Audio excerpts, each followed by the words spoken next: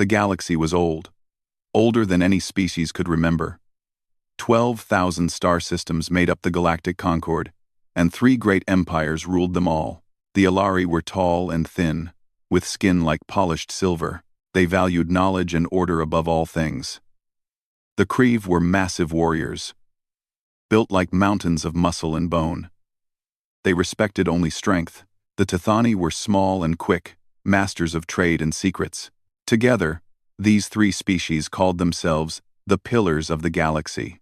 And then there were the humans. On the very edge of the galactic map, far from the bright center where power lived, there was a small yellow sun. Around it circled a blue and green world called Earth. The humans had joined the Concord 200 years ago, and in all that time, they had never mattered. Not really. The other species called them a fringe species. They said it with polite smiles, but the meaning was clear. Humans were small. Humans were weak. Humans lived such short lives that by the time they learned anything useful, they died. Q understood this better than anyone. He stood in the Great Hall of Arathe Prime, the capital station of the Concord. The hall was enormous, built to make visitors feel small. Pillars of white stone rose toward a ceiling painted with stars. Thousands of delegates from hundreds of worlds filled the chamber, their voices mixing into a constant hum. Q was 34 years old, which meant he was already considered middle-aged by galactic standards. The Alari delegate standing near him was over 600 years old, and still young for her kind. She did not look at Q. None of them did. He was here to ask for trade routes, mining rights, simple things that any species should have. But when Q stepped forward to speak, the Supreme Arbiter barely acknowledged him. Vorath was ancient even by Alari standards. His silver skin marked with lines of age. He listened to Q's request with half-closed eyes, as if the human's words were putting him to sleep. "We will consider your petition," Vorath said when Q finished. His voice was flat. Bored. Next matter. That was it. Months of preparation. A journey across half the galaxy. All dismissed in seconds. Q walked back to his seat, his face calm. Inside, anger burned hot, but he had learned long ago to hide his feelings. In this galaxy, humans could not afford to show weakness. They could not afford to show strength either. They could only wait, and watch, and survive. But things were about to change. In his pocket, Q carried a small device. It held a message from Chancellor Day, the leader of Earth. The message was encrypted with codes that would take even the Tithani years to break. It contained information that could shake the foundations of the Concord. Q had been ordered to say nothing. Not yet. Humanity needed time. Far away, on a moon orbiting the giant planet Jupiter, a woman named Hana led her team deeper into the ice. The Ark research station was humanity's most secret project. It floated above Europa, a moon covered in frozen water. For decades, sensors had detected strange energy readings beneath the ice. Most scientists thought it was geological activity. Hana knew better.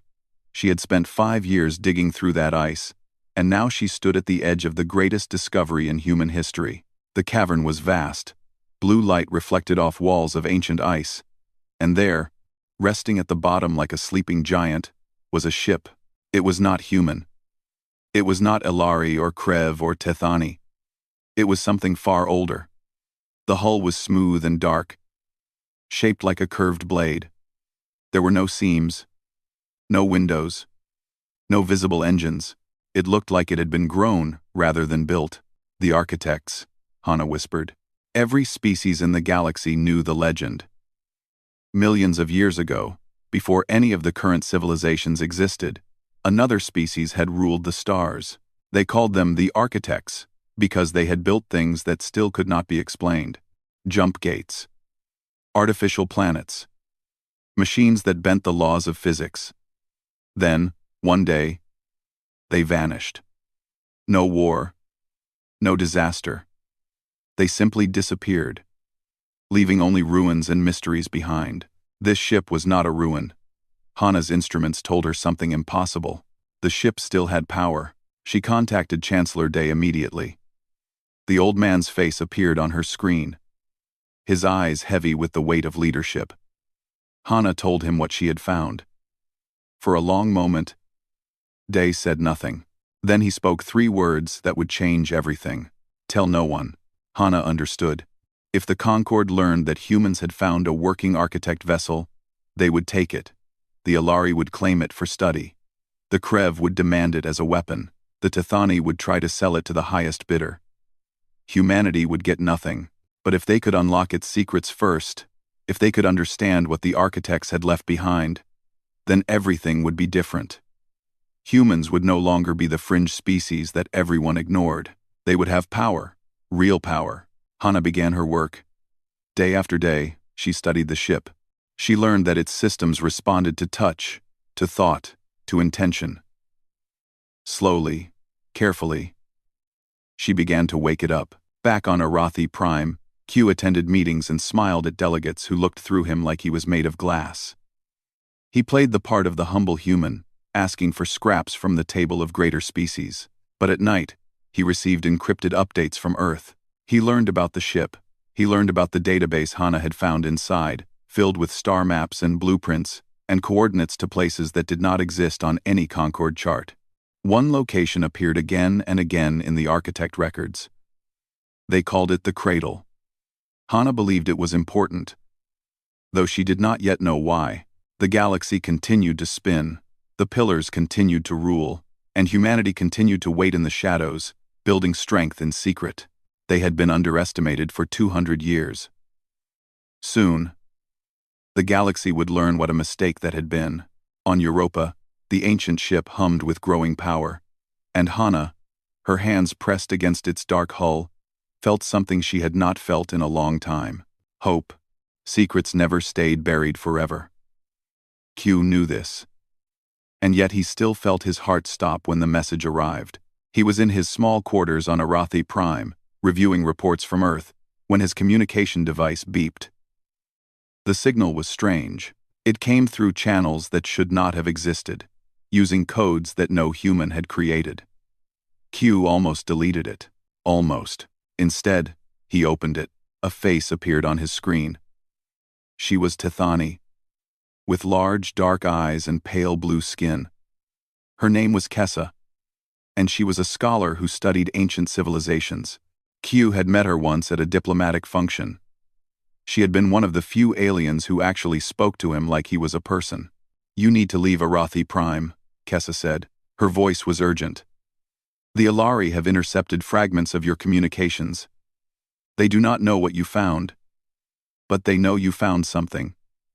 The Kree are watching too. Their warlord, Tormund, has already sent ships toward your home system." Q felt cold spread through his chest. "How do you know this?" "I have sources. That is not important." Kessa leaned closer to the screen. "What is important is that you understand what is coming. Tormund does not ask questions. He takes what he wants. If your people have discovered something valuable, he will burn your world to get it." The transmission ended. Q sat in darkness, his mind racing. He sent an emergency message to Chancellor Day. The response came within hours. Day's face looked older than before, lined with worry and sleepless nights. The Chancellor had already received reports of Krev ships moving toward Earth. They would arrive in days, not weeks. "We are not ready," Day said. His voice was heavy. "Hana has made progress, but she needs more time. The ship's database is vast. There is so much we do not understand. Then we need to buy her that time," Q replied. Day nodded slowly. "I am sending the Revenant." The Revenant was humanity's greatest secret weapon. It was not the biggest ship or the most powerful. It was something better. It was invisible. Decades ago, before humanity had even joined the Concord, a strange object had crashed into Earth's ocean. It took years to recover and study. What the scientists found changed everything. The object contained technology that could bend light and sensors around a ship, making it completely undetectable. Humanity had guarded this secret carefully, never revealing it to anyone. Now, it was time to use it. Tay received his orders while the Revenant floated in the darkness between stars. He was 41 years old, a veteran of small conflicts that the galaxy had never noticed. His hair was gray at the edges, and his eyes carried the weight of hard decisions. When he read the mission briefing, his jaw tightened. Evacuate the research team. Destroy all evidence. Do not let the Creve take the architect ship. Nari stood beside him, reading the same orders. She was young, only 26. But she was the best hacker humanity had ever produced. Her fingers had broken into systems that were supposed to be unbreakable. More importantly, she understood machines in a way that seemed almost supernatural. This is a one-way mission, Nari said quietly. If we engage the Creve, we will not survive. I know, Tay replied. But if we do nothing, Earth will not survive either. The Revenant jumped to faster than light speed, racing toward home. On Europa, Hana worked without rest. She had stopped eating regular meals. She had stopped sleeping more than a few hours at a time. The architect database filled her mind with wonders and terrors in equal measure. She learned that the architects had not simply disappeared. They had run. Something had hunted them. Something from outside the galaxy. The records were incomplete, damaged by time, but the fear in them was clear. The architects had been powerful beyond imagination, and yet they had fled like prey before a predator. They had created a sanctuary, a place called the Cradle, and they had left the coordinates in this ship, waiting for someone to find them. But there was more. The architects had also left a warning. The darkness that hunted them would return. It always returned.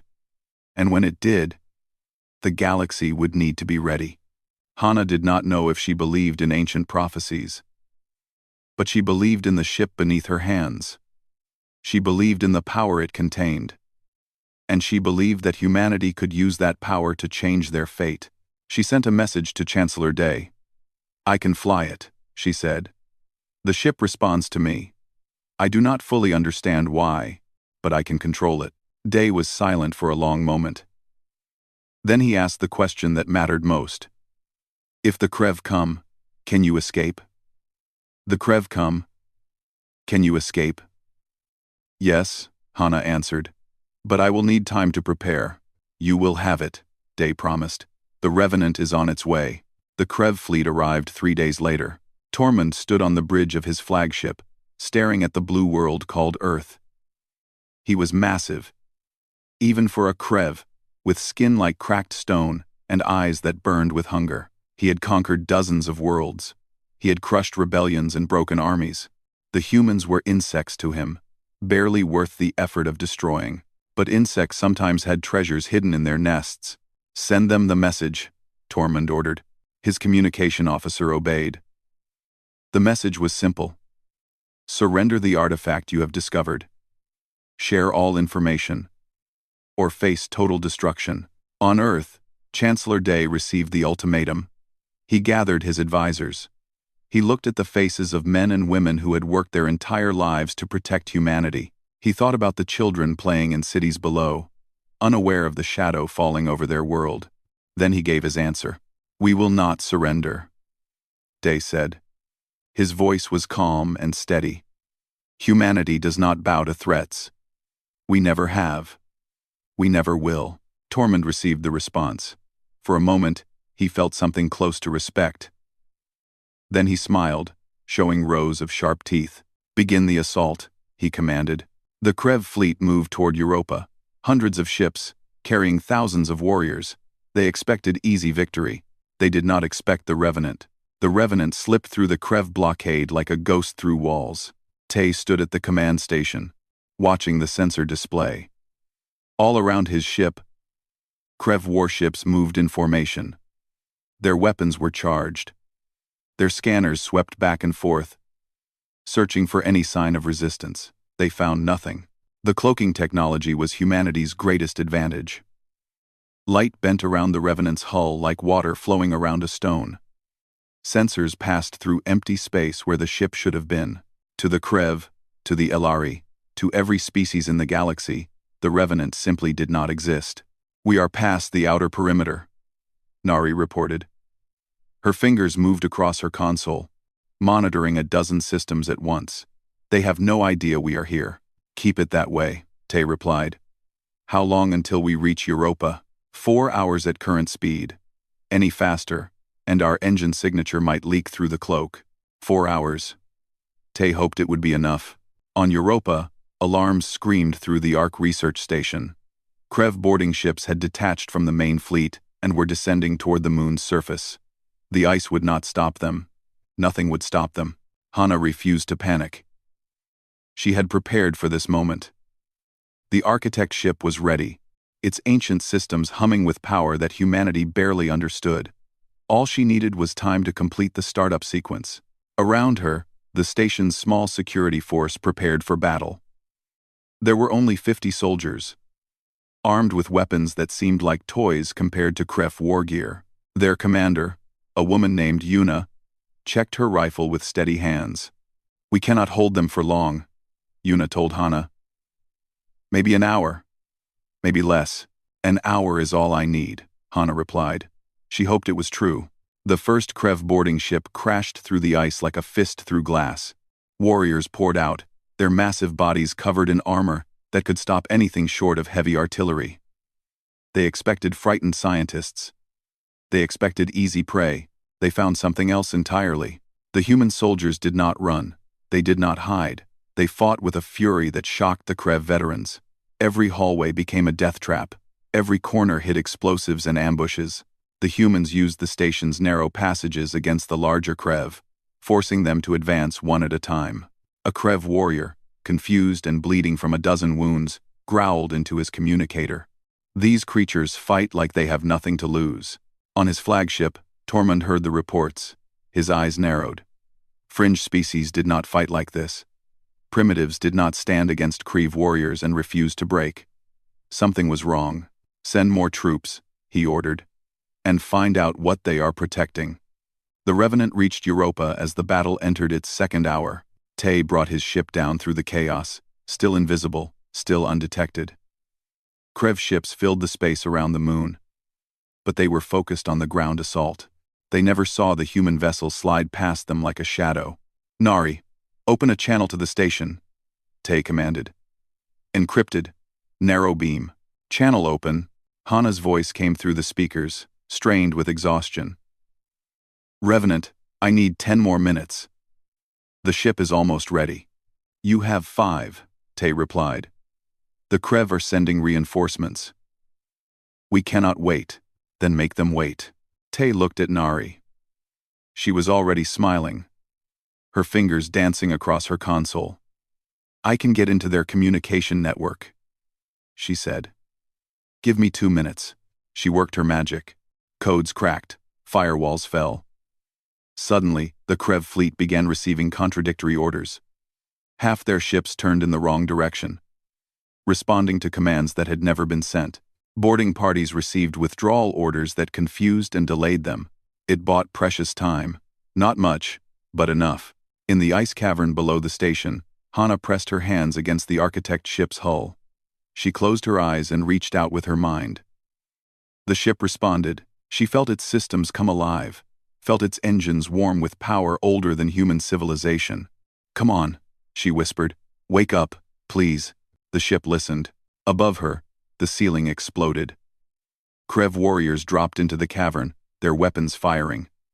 Yuna and her remaining soldiers rushed to intercept, buying Hana one final moment. The architect ship rose.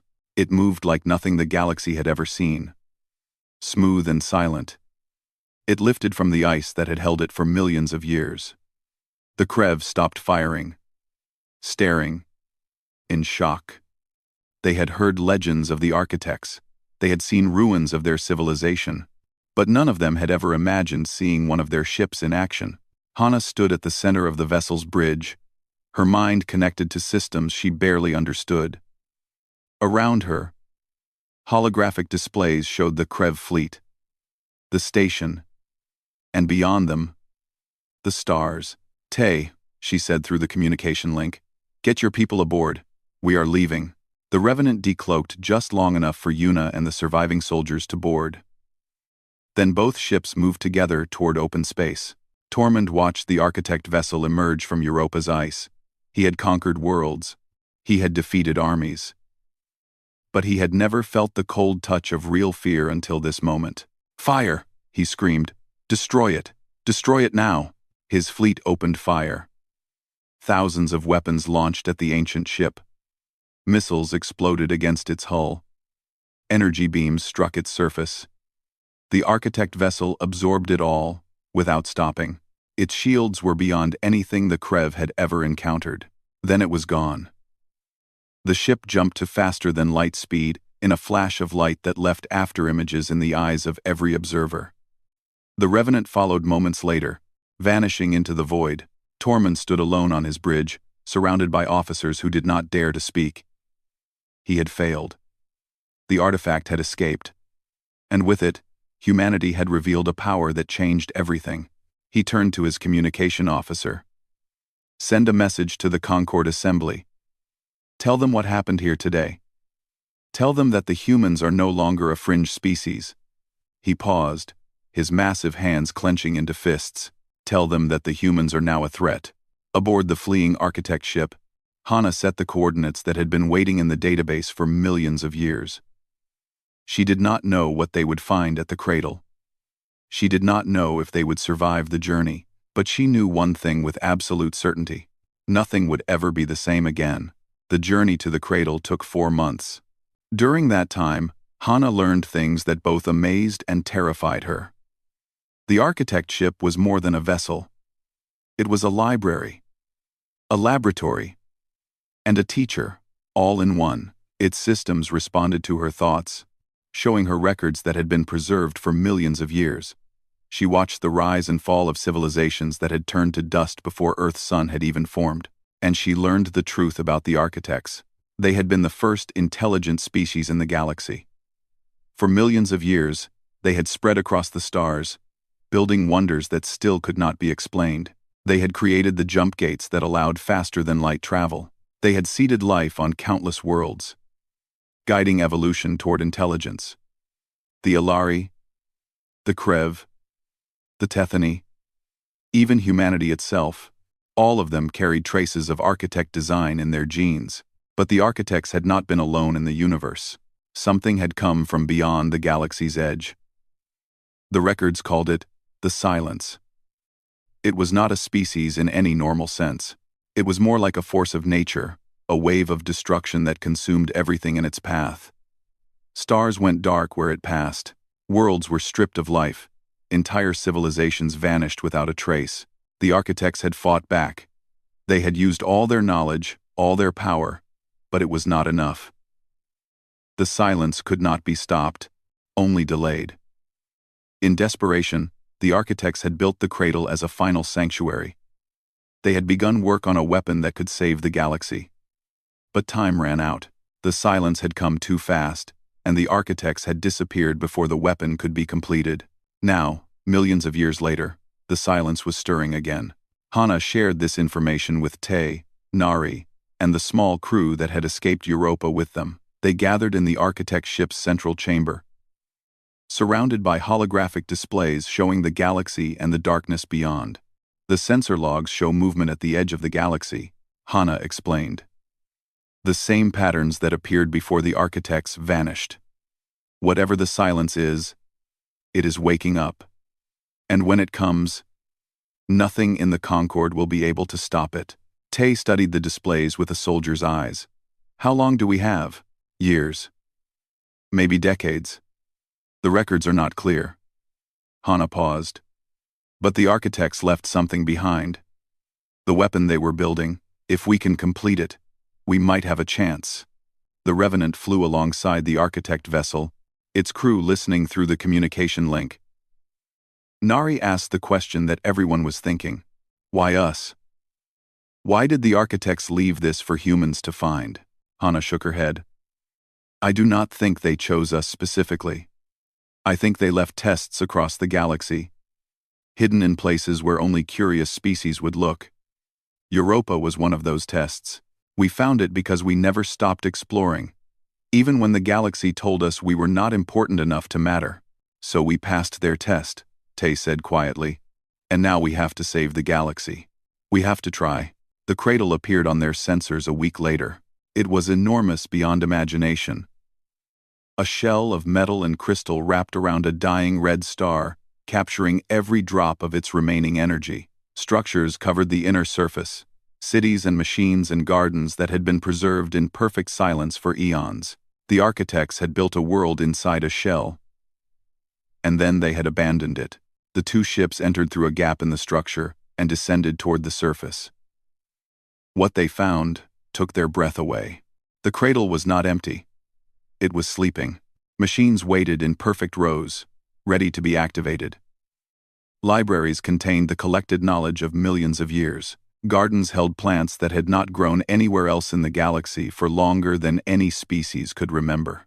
And at the center of it all, a massive device pointed toward the stars, like a weapon waiting to be fired. Hana recognized it from the records. This was the reality engine. It was designed to manipulate the fundamental laws of physics within a specific area of space. The architects had planned to use it against the silence, to create a barrier that the destroying force could not cross. But the engine had never been finished. Key components were missing. Calibrations had never been completed. The architects had run out of time. "Can we finish it?" Tay asked. Hana studied the engine for a long moment. Her mind connected with the cradle's systems, drawing in data faster than she could consciously process. "Maybe," she finally said. "But we will need help, more scientists, more resources, more minds working on the problem than humanity has ever gathered in one place. The Concord will never help us," Nari pointed out. "After what happened at Europa, they see us as enemies. Then we need to change their minds." Hana turned to face the others. "We have something the Concord needs. Not just the architect technology. We have a warning about what is coming. If we can make them understand the danger, if we can show them that the silence threatens everyone, then maybe they will listen." Tay thought about this. He had spent his life fighting for a humanity that the galaxy ignored. He had watched his species survive on the margins, never respected, never welcomed. The idea of asking for help from the very powers that had looked down on them for centuries went against everything he had ever known. But he also understood something that the other species had forgotten. Survival required adaptation. Pride was a luxury that extinction did not allow. "We send a message to Q," Tay decided. "He is still on Arathi Prime. He can present the evidence to the assembly." Hana nodded. She began preparing the data package that would be transmitted across the stars. It would take time to reach the Concord's capital, but when it arrived, it would change everything. On the surface of the cradle, the crew of the Revenant walked among wonders that had not seen living beings in millions of years. They were explorers in the truest sense, the first to set foot on ground that held the secrets of the universe. And somewhere, at the galaxy's edge, the silence continued to stir. Patterns formed in the void, energy gathered. Something vast and terrible was preparing to move. The race to complete the reality engine had begun. And humanity, the fringe species that no one had taken seriously, stood at the center of it all. They had always been survivors. Now they would find out if they could be saviors too. Q stood before the full galactic assembly, and for the first time in 200 years, every delegate was listening. The hall that had once ignored him was now silent.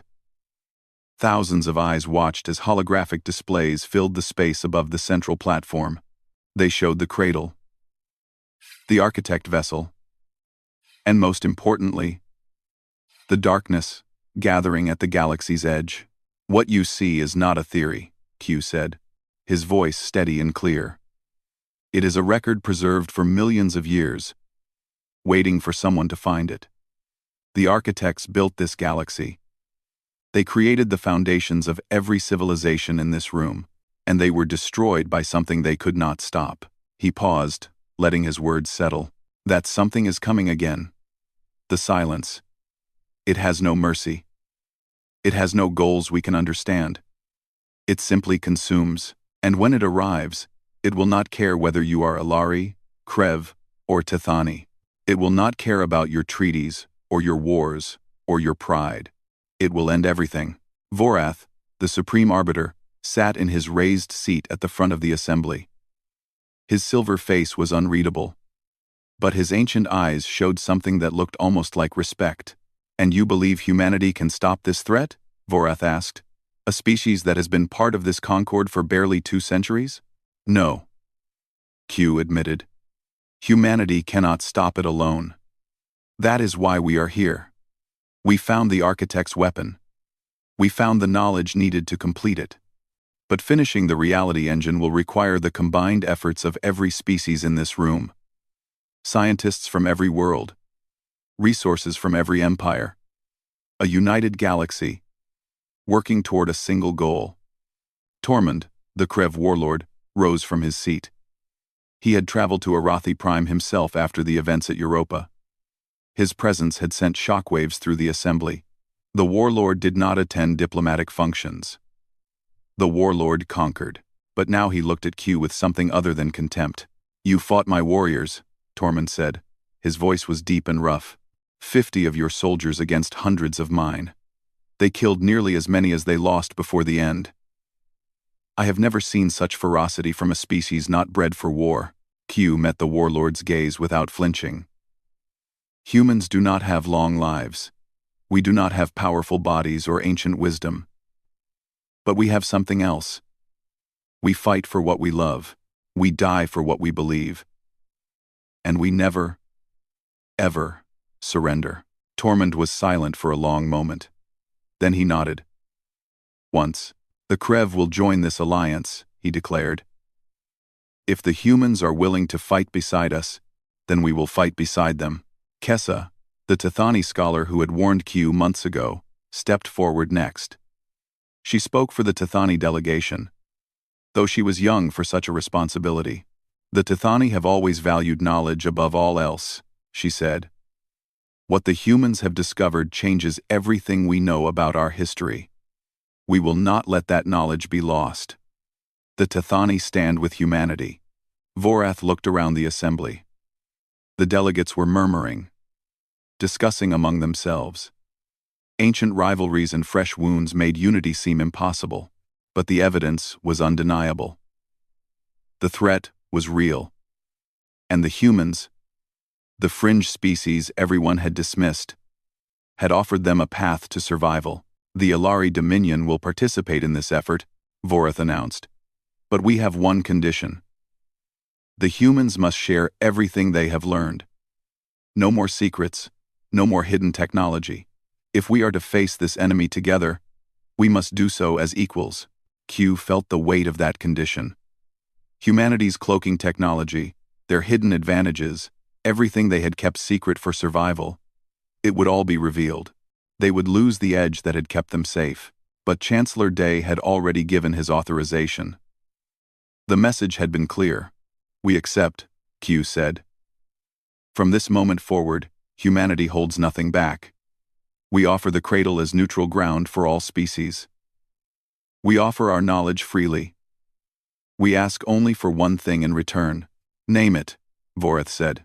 No species will ever be called fringe again. No civilization will be dismissed because of their location, or their lifespan, or their technology. The Concord must change. It must become a true alliance of equals, or we will all fall separately. The hall was silent. Then, one by one, delegates began to stand. Alari and Krev and Tithani and dozens of other species, rising to their feet in agreement. It was not perfect. There were still those who resisted, who clung to old prejudices, but the majority had spoken. The galaxy would unite. Over the following months, the cradle became the center of the greatest scientific effort in history. Ships arrived from every corner of the Concord, carrying engineers and researchers and supplies. Hana led the project, working alongside brilliant minds from every species. Nari connected systems that had never been designed to work together. Tay trained joint military forces, teaching alien warriors the guerrilla tactics that had shocked the Krev at Europa. Humans worked differently than other species. Their short lives made them impatient, always pushing for faster progress. They took risks that longer-lived species considered insane. They laughed in the face of danger and found joy in the midst of crisis. At first, the other species found this disturbing. Then they found it inspiring. You burned so briefly, Kessa said to Hana one day. as they stood looking at the nearly completed reality engine. "But you burn so bright. I have never seen any species accomplish so much in so little time." "We have no choice," Hana replied with a smile. "If we waited for the perfect moment, we would all die of old age first." The day came when the engine was ready. The entire galaxy watched as it activated for the first time. Power flowed through systems that had been dormant for millions of years. The dying star at the cradle's heart flared with new energy. And from the central device, a wave of light expanded outward.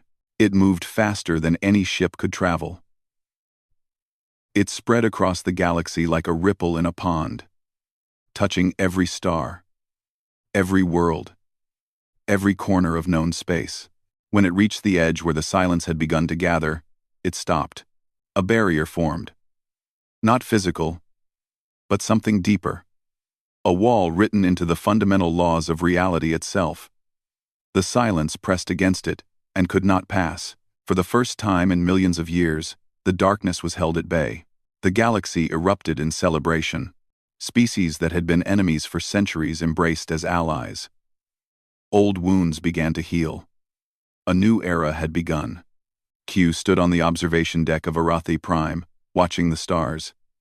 He was older now, his hair touched with gray, but his eyes held the same fire they always had. Chancellor Day's voice came through his communicator. The old man sounded tired but happy. "We did it, Q. We actually did it. We started something." Q corrected. "The barrier will not hold forever. One day, the silence will find a way through. But now the galaxy knows. Now they will be ready. And humanity," Q smiled. "Humanity will be right where we have always been. At the front of the line, fighting for everyone who cannot fight for themselves." Far away, on the surface of the cradle, Hana looked up at the stars. The barrier was invisible to the naked eye, but she could feel it through her connection to the architect systems. It was working. They had succeeded. Beside her, Tay and Nari stood in silence, sharing the moment. They were soldiers and scientists and survivors. They were human, and they had saved the galaxy. The fringe species had become the center of everything, not through conquest or intimidation, but through courage, sacrifice, and the simple refusal to give up. The architects had left their legacy to the species that proved itself worthy. Humanity had answered the call. And now, together with their allies, they would face whatever came next. Not as outsiders looking in, but as equals standing strong. The stars had never seemed so bright.